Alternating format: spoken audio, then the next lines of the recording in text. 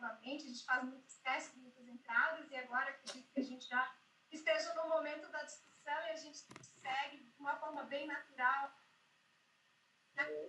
isoladamente, nos nossos domicílios, então a gente fica mais descontraído. Acho que é essa a ideia também, né?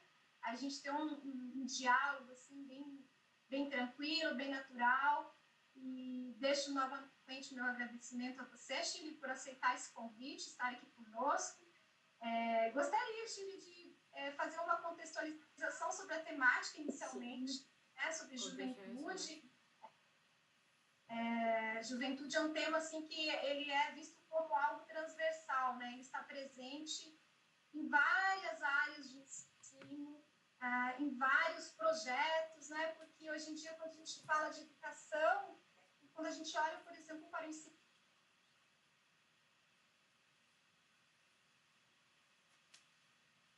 não necessariamente há um recorte ali etário que vá definir o que é a juventude. A juventude é muito mais que uma faixa etária, né? Temos o sociólogo Pierre Bourdieu, que nos diz que a juventude é muito mais que uma palavra, né? E aí a gente também tem as juventudes, no plural, né? Porque não existe uma única referência de juventude. A gente entende que a gente pode sempre vê-la nessa pluralidade, o estudante, o jovem trabalhador, o jovem da periferia, né? O jovem, enfim, há uma série aí de situações que possam estar definindo o que é essa juventude em tempos contemporâneos. E o termo em si, juventude, é um termo da contemporaneidade, né? É um conceito que surgiu no século XIX e, antes disso, como um segmento diferenciado, como a gente tem crianças, adolescentes, jovens, adultos, idosos, não havia essa diferenciação do ponto de vista social e cultural, né? E aí a gente entende, hoje, vamos trabalhar com a juventude, essa pluralidade de formas de perceber a juventude,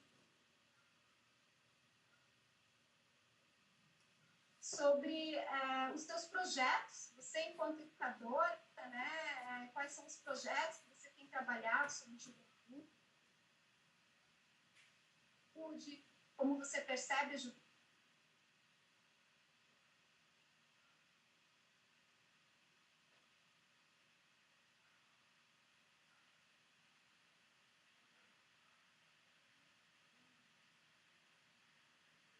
Dúvida, porque eu percebia muitas falas dos meus colegas, né, dizer, essa juventude não tem mais.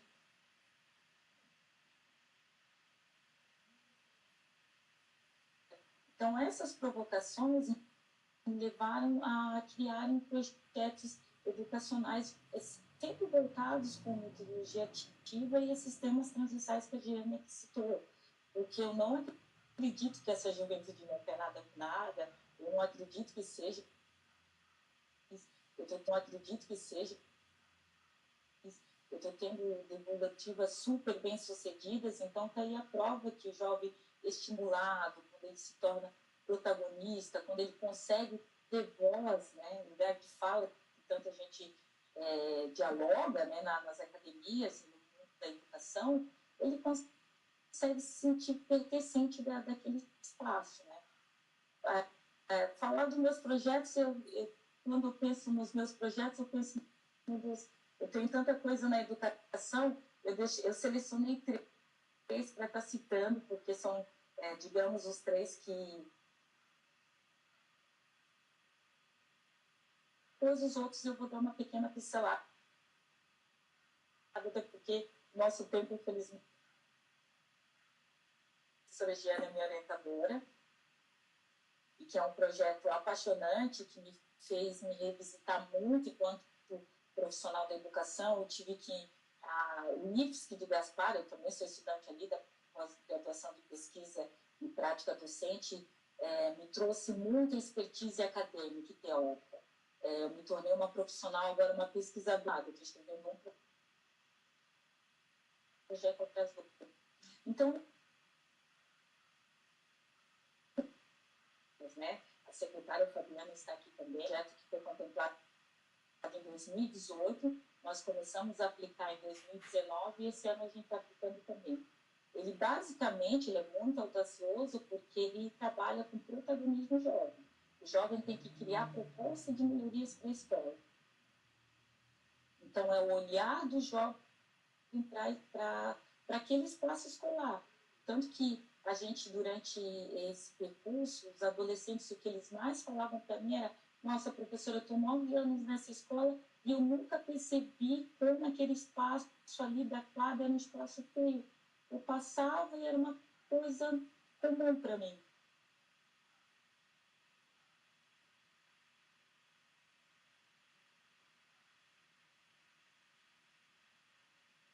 Esse torno foi as questões comportamentais. Eu também tive que trabalhar e também tive que me...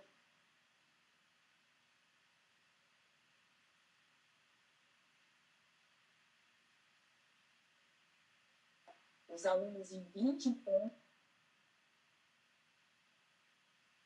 continuidade em 2020, que é o Grêmio Estudantil, a galera do Grêmio Estudantil está aí, eu acho que a Júlia.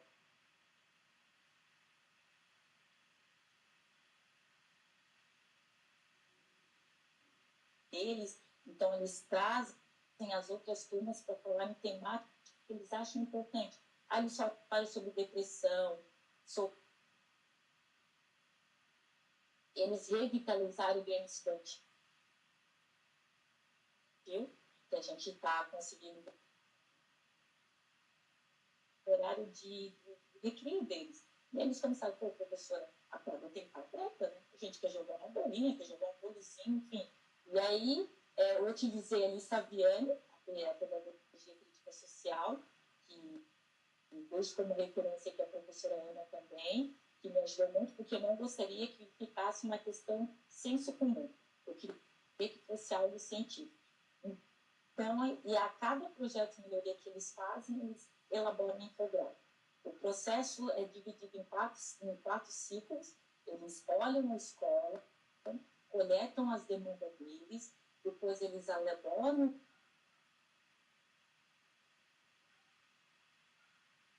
assim, as gestoras aceitar o projeto deles.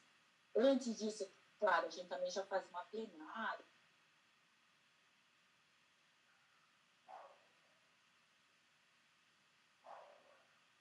É que se, gente, como com 50 propostas, a gente vai ter que selecionar aqui para ver se para a gente conseguir ver o que a gente dá conta.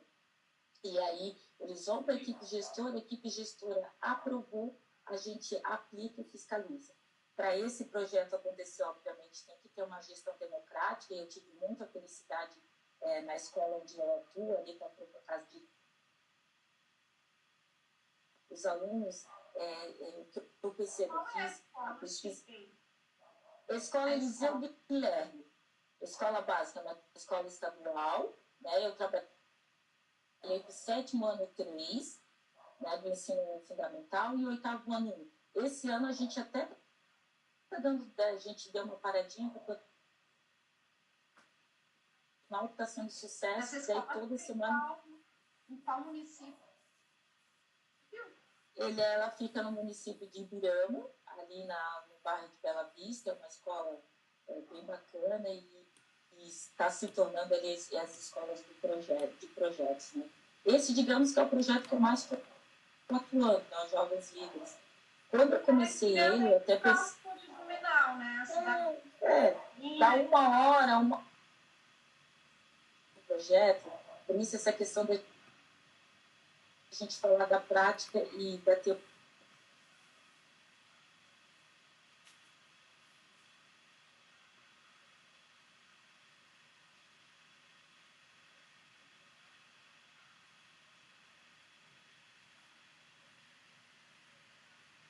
Gás, uma gasolina para continuar e acreditar nessa educação de qualidade, que eles fizeram acontecer.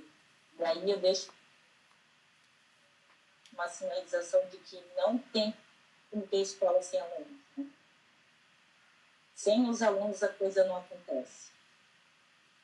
em 8 municípios daqui, do Médio Vale, do Vale de Itajaí, no litoral também. É um pouquinho diferente daquele mundo do trabalho tradicional, porque eu trabalho com a questão comportamental dos alunos, e já trabalhando na indústria 4.0, então aquela questão da autogestão, da autonomia, obviamente sabendo que a gente tem regras e a gente está constituído por hierarquia. Esse realmente eu vi bem, eu ouvi bem, é um projeto feito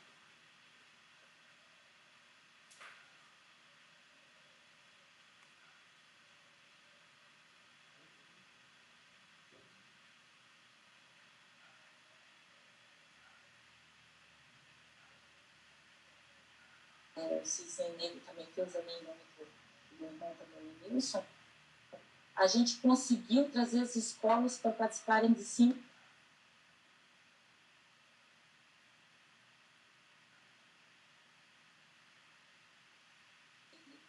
de todas as formas tentando legitimar essa lei. E aí nós trouxemos diversas bacanas, a gente levava um documentário falando sobre a cultura africana, depois era feito um debate e a gente ainda fazia intervenções pedagógicas. Então, quando a gente analisa o quanto é difícil a gente legitimar uma lei, foi a primeira vez que a gente teve um espaço e convidando as escolas ali do lado, Pedro II e outras escolas, em público, mas foi algo bem significativo, principalmente para a comunidade, para a nossa comunidade lá. Eu observo que você tem uma... Né? Isso. Você observa, pelas tuas experiências, em termos de desafios para nós, educadores, que possamos almejar esse protagonismo, se observa quais possibilidades, quais são os caminhos para a gente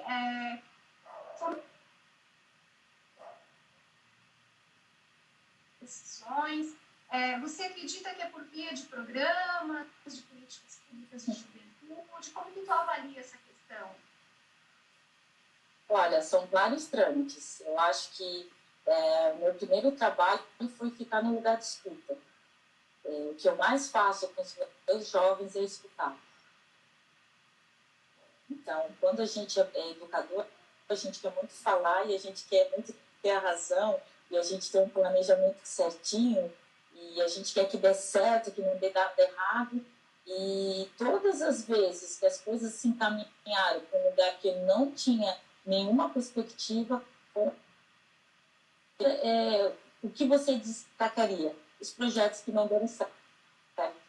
Porque ali eles conseguiram tomar consciência, nossa, mas eu esqueci isso, eu não analisei dessa forma, vixe, eu não trouxe esse material. Então, eles conseguiram ficar reflexíveis e tomaram consciência. Claro que quando tudo dá certo, é ótimo, é 10 com estrelinha. Mas essa provocação também, de quando não deu errado, foi muito bem sucedido. Então, assim, obviamente, as políticas públicas, os meus projetos que eu aplico, as CREAs, medidas socioeducativas, são todos eles financiados por políticas públicas, o FIA de Ibirama e outros FIAs, eu também os editais. Mas é também a gente conseguir, de novo, Jane, a gente olhar o jovem não com preconceito já, tentando definir de que essa juventude não tem nada com essa gurizada nem a tarefa escolar consegue fazer. A gente também se questionar enquanto educador. Pois ele não está fazendo, mas será que também não tem alguma coisa acontecendo? Porque as questões comportamentais do jovem dá muito significado de como ele está em sala de aula, né? De como ele dá conta das suas demandas. A gente tem um índice alto aí de jovens depressivos, deprimidos, né, passando por situações emocionais da saúde mental bem difícil. Então, assim, que momento que, obviamente, a gente vai conseguir sentar e conversar com nossos jovens numa sala de 30 alunos, às vezes nem tanta estrutura, às vezes tendo que resolve, eu consigo visualizar como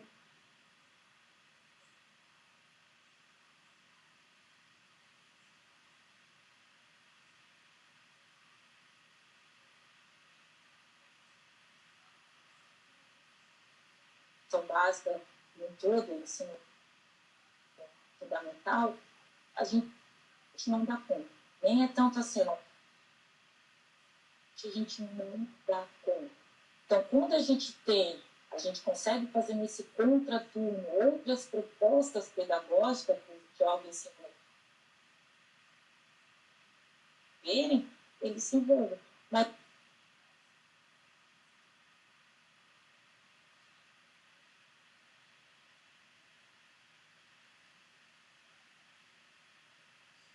possível definir qual trabalho eu vou fazer com a juventude. É a juventude que tem que falar. Shirley, e você enquanto mulher negra, né? Você, como se você se vê como jovem negra, como nós falamos no início,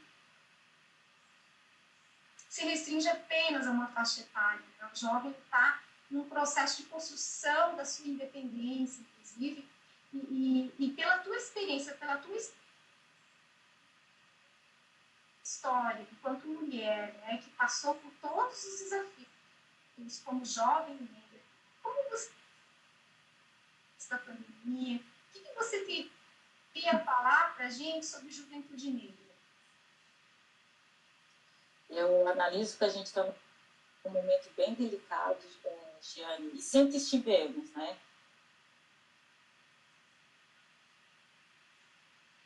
A juventude negra é a juventude que mais é assassinada no Brasil, né? Esses dados não são dados inventados, a cada 23 minutos um jovem negro é assassinado, sabe-se lá por quê, ou porque ele está andando na rua, ou porque de repente ele correu, ou porque deixaram ele sozinho no elevador. É bem difícil ser jovem no Brasil. E aí, essa estrutura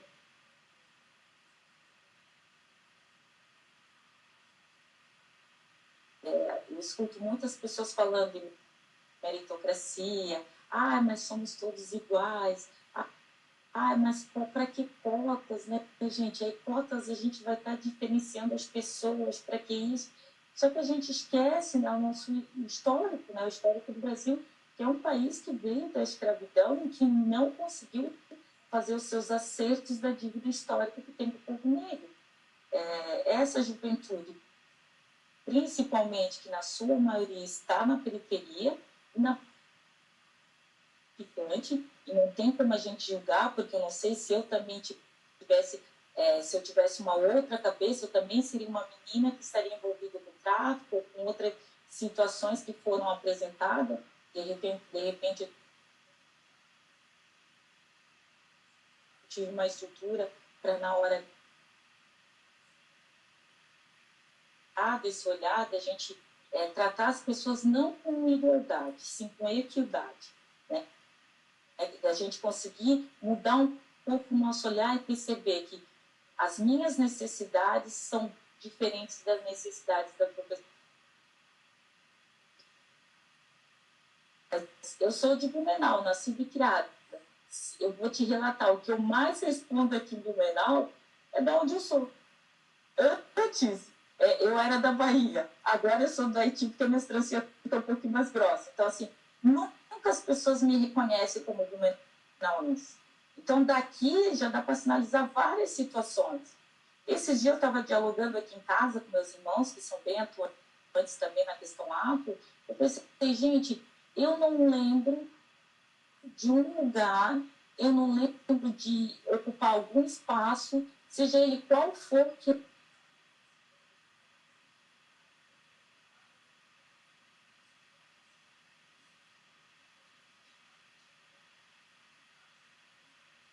está escancarado, e faz muito tempo, causas negras. Também para as nossas crianças negras que são assassinadas por nada, os nossos jovens negros, que é um absurdo, uma criança que nem a Ágata, 8 anos, ser assassinada numa Kombi indo para a escola, gente. Isso é desumano. Agora, recentemente, separado. Era bem mais, eu acho bem mais complexo o caso do Miguel do que do Jorge, entende? Não desqualificando um ou outro, mas como que lá nos Estados Unidos, claro que a conjuntura é totalmente diferente, a gente entende.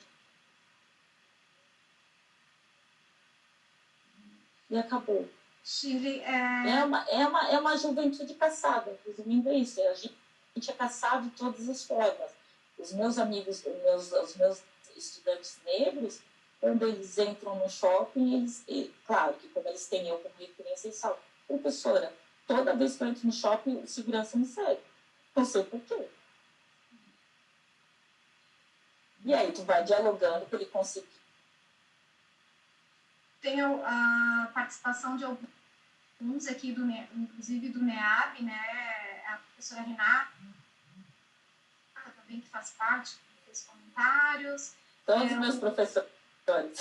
Acredito que o Luiz Herculano esteja pelo NEAB também, ele comentou que o tratamento não é igual, né? E vai no encontro da sua fala, que você comentou agora, e como é importante a gente garantir esses espaços, né? Até veio ali um comentário de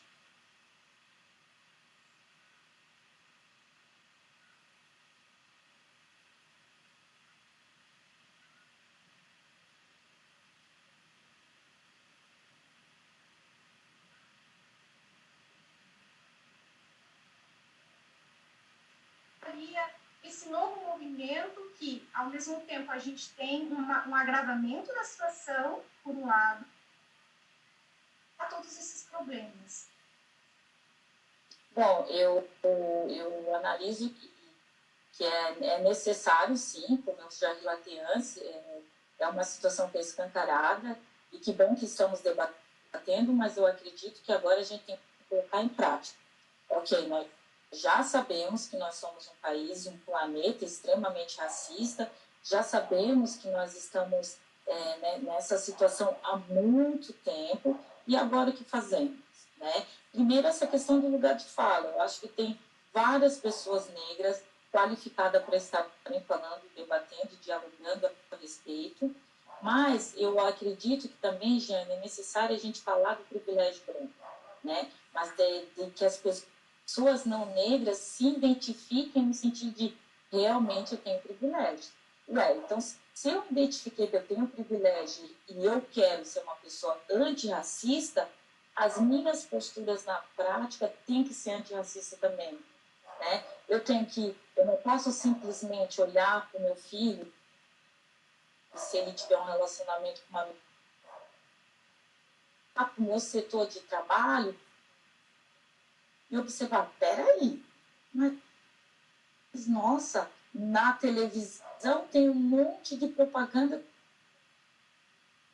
porque, por exemplo, quantos gerentes negros tem, quantos diretores? Minha irmã é uma, acho que na gerente dela só tem ela. E se bobear em Santa Catarina, deve ter 2 ou 3. Quantos presidentes negros a gente teve? Nenhum. Então, quantos vereadores? Aqui? Não.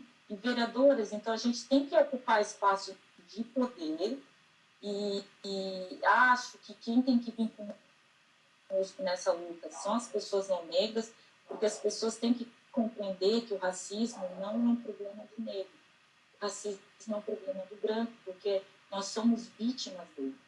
Então, eu fico extremamente chateada quando a gente começa a debater de racismo, as pessoas vêm dialogar comigo. Ai, mas vocês estão de mimimi, né, gente? Vocês reclamam demais.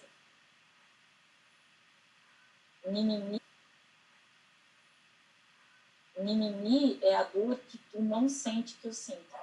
Porque eu gostaria muito que uma pessoa vivesse um dia como negro. Um dia. Eu acho que ela ia enlouquecer. Então, a gente está toda hora resistindo, toda hora estudando, toda hora provando, por mais que a gente se qualifique, estude. Eu não tenho muito direito, eu lembro que a minha mãe sempre enfatizou muito isso na nossa casa, ó, tem que estudar, tem que estudar, tem que estudar, não desmerecendo, mas mesmo estudando, mesmo me qualificando, quando eu chego no local de destaque, eu estou no setor que as pessoas não esperam que eu esteja, eu tenho que provar 10 vezes. Eu não tenho o direito de errar. Se eu errar, vem os ditados perversos. Então, a gente entender, nós temos que validar as políticas públicas, a gente compreender que cotas não é nenhum tipo de... é um benefício para o próprio. As pessoas já sabem disso. Só que está na hora, gente, da gente colocar isso na prática, de quando tiver numa roda de conversa entre pessoas...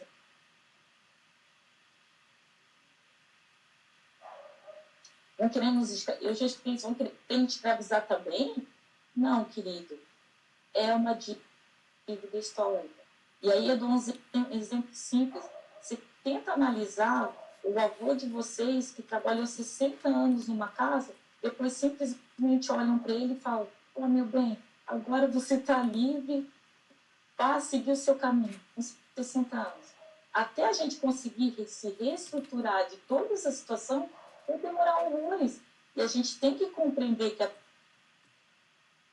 as ganharam estudo, ganharam tudo, mas pedem. Então é fácil você se constituir. Quando eu tenho amigos meus que vão lá e já tem uma herança e vão construir uma casa, é simples. Eu não tenho herança nenhuma. Que herança que eu tenho? Se os meus ancestrais começaram do zero. Então, assim, a questão da representatividade, a questão do privilégio negro e a questão do branco perceber que, sim, eu sou privilegiado e eu tenho que aqui fazer essas tomadas. Eu não posso achar graça de piada preconceituosa, eu não posso achar normal que aqui no meu ciclo, onde tem pessoas gerentes, não tenha nenhum negro, e eu normatilizar essas situações. Creio que daí a gente começa a dar um passo para frente, porque debater a gente já está debatendo bastante. Agora a gente tem que conseguir consolidar aquilo que nós já temos, né? E agora a gente teve uma derrota enorme, os deputados já estão fazendo manifestações e tentando quebrar a revogação das cotas ali tanto para negros quanto para indígena. É assim um absurdo. É um absurdo que em 2020 ainda tem esse tipo de atitude de alguém que teria que ter todo um olhar sistêmico para a questão da educação. É absurdo. Quando você fala da questão das cotas, né,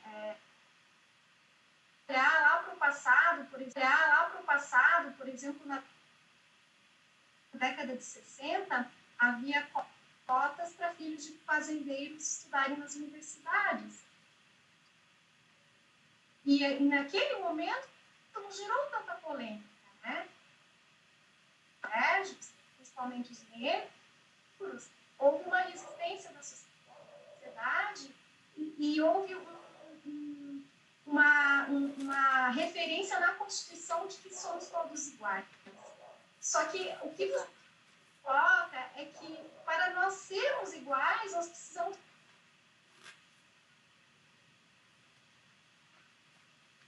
colocar isso em prática. Isso em prática. Se eu não tenho a mesma oportunidade.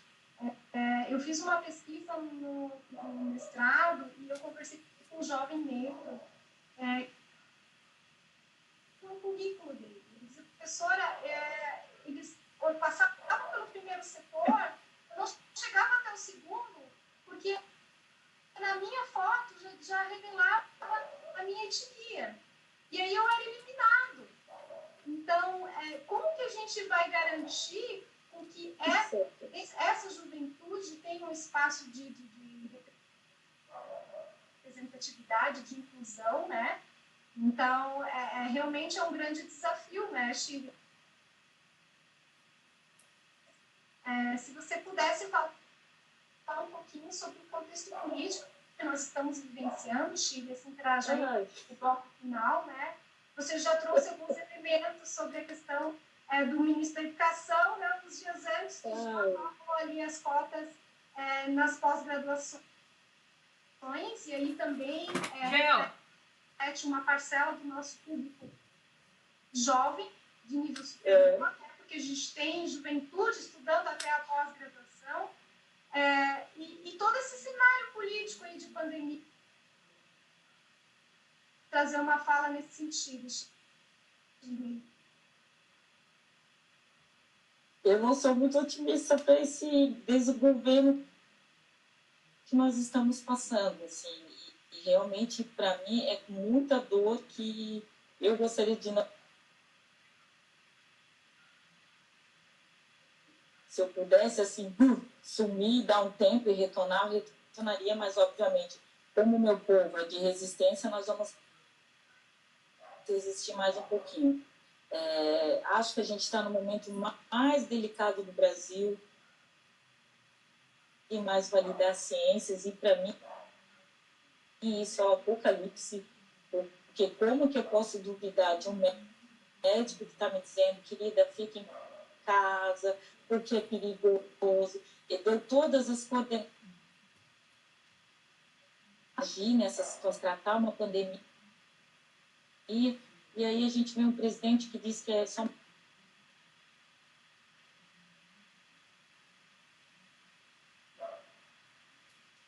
não vai dar conta de garantir os R$600, que é uma miséria, gente, né? Enfim, e se você dialoga com lucidez, você é simplesmente taxada ou de esquerda, de dialogar de forma lúcida. E a gente está perdendo enormes direitos,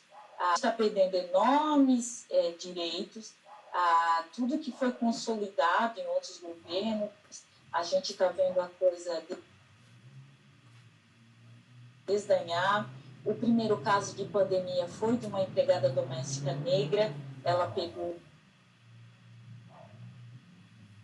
se dialogou, não sei por que as empregadas domésticas são consideradas a atividade essencial, que para mim isso é um absurdo imenso, e aí a gente sinaliza, assim, que é uma elite extrema.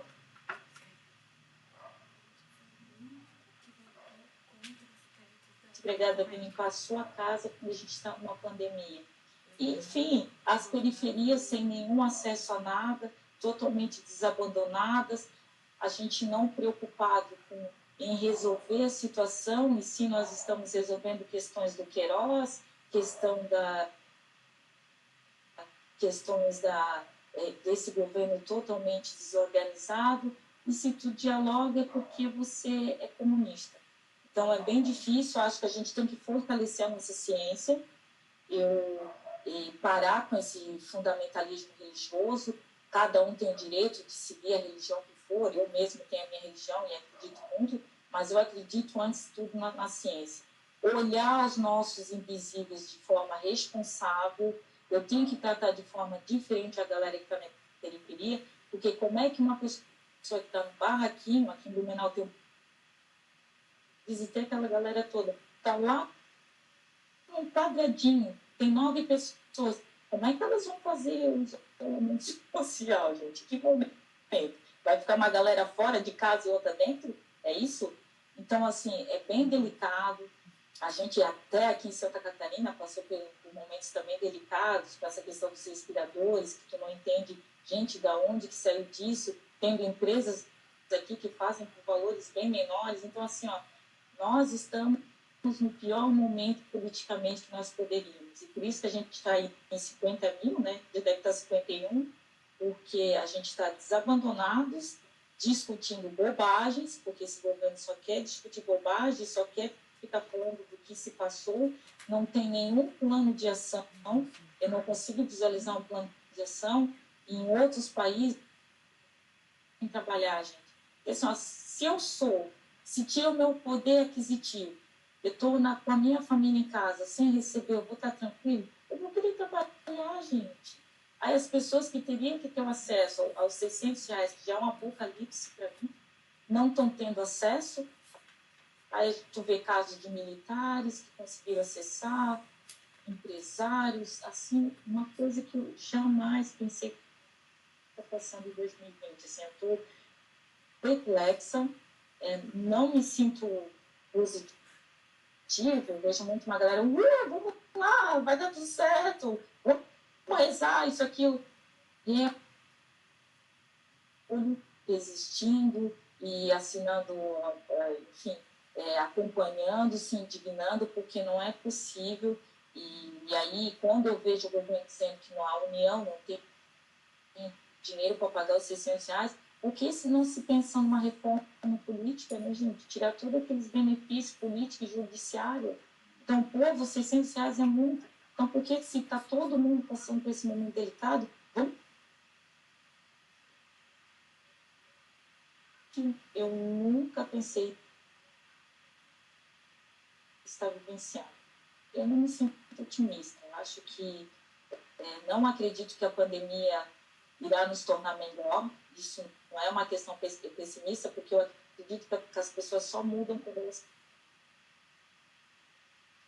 falam para as pessoas, mostra o link, explica, só falta tu levar o livro, ela fala, não, mas daqui não é verdade não, porque eu recebi aqui no WhatsApp, no outro vídeo.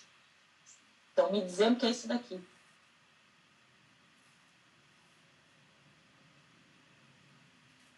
Mas eu não consigo me observar dessa forma. Nessa perspectiva,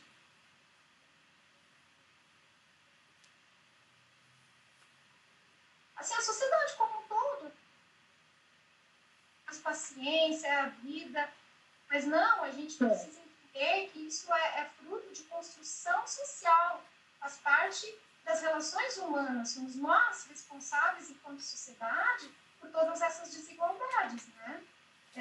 Eu vi aqui alguns comentários da professora Ana Paula, diretora do campus Gaspar, né, sobre a nossa importância, né, de garantirmos esses espaços.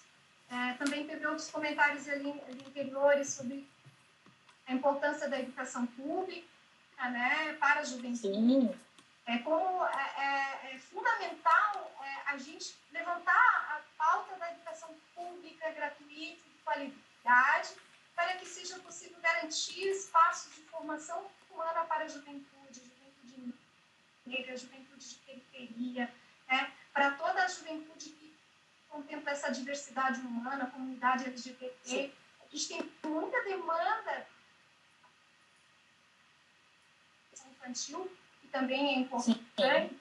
Nós temos aí uma grande lei, que é o Estatuto da Criança e do Adolescente, né, o ECA, mas ele é uma referência, a gente precisa ir além, a gente precisa também contemplar os jovens acima de 18 anos, né, Chile? Jovens preparados para ingressar no mercado de trabalho, a educação profissional, né, nós da rede de institutos federais, a gente tem um compromisso muito grande para formar jovem qualificado para estar no mercado de trabalho, né? E são oportunidades que, para grande parte da juventude, que vai estar atrelada à educação pública. Porque o jovem de periferia, o jovem pobre, não tem condições de pagar um ensino privado de qualidade, né? Então, é importante que haja políticas educacionais para toda a juventude.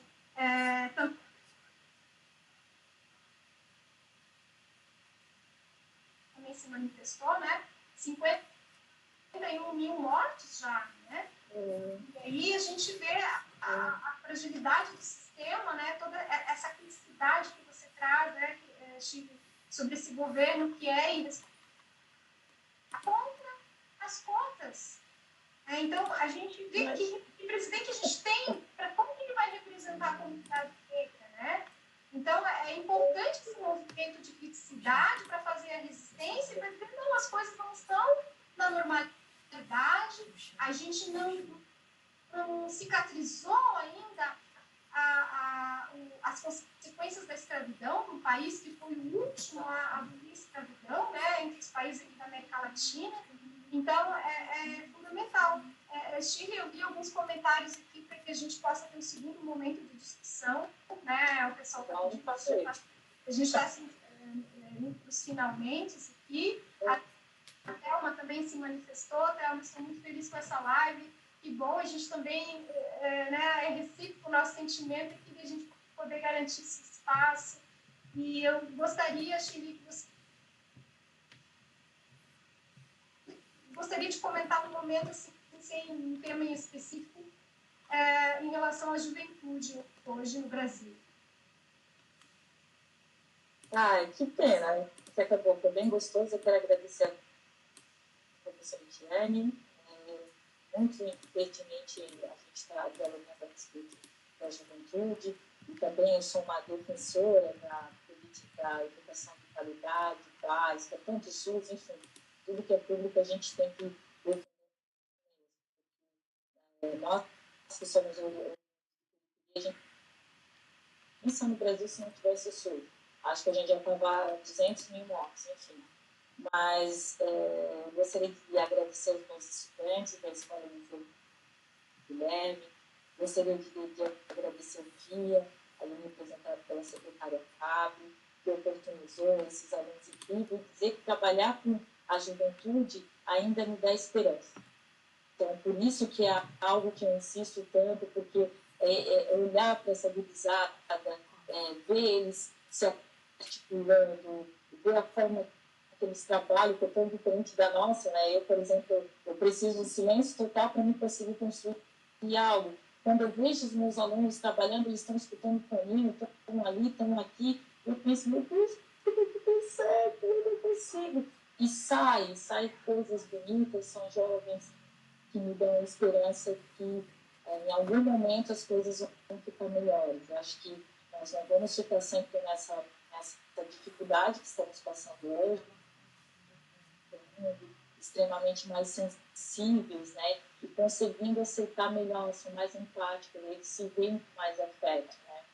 Então, quando eu penso na juventude brasileira, eu consigo visualizar essa luz linda, um girassol lá no fundo, e eles brilhando, assim. Então, acho que ainda tem muita coisa para a gente fazer, a gente ainda tem que defender muito as políticas públicas, sim, a gente tem que se agarrar na esperança, mas também fazer acontecer. Isso de gestão, de todos os lugares onde a gente possa ver, porque isso é muito importante. E vou dizer da importância disso, Jane. A primeira vez que eu tive uma professora negra foi a professora Luciane. Eu até tirei uma foto, fiz uma postagem especial no meu Facebook, porque aquilo foi tão significativo para mim. Isso foi ano passado, a gente está falando de 2019. Como é que eu passei todo o meu contexto escolar sem ter uma professora negra? Entendeu? O quanto é importante. Quando eu olho a professora Luciana, eu falo, nossa, aqui também tem uma representatividade minha. Né? Por mais que os professores são excelentes, a gente sabe que eu amo isso. Mas, enfim, foi tão significativo para mim, eu tenho 39 anos eu tive uma professora negra. Mas o quanto é importante nós estarmos ocupando espaço. É preciso não estar só nas propagandas. Nós, negros, precisamos estarmos em espaços de poder, na política, em secretarias de educação, nas questões em diretoria executiva, seja onde for.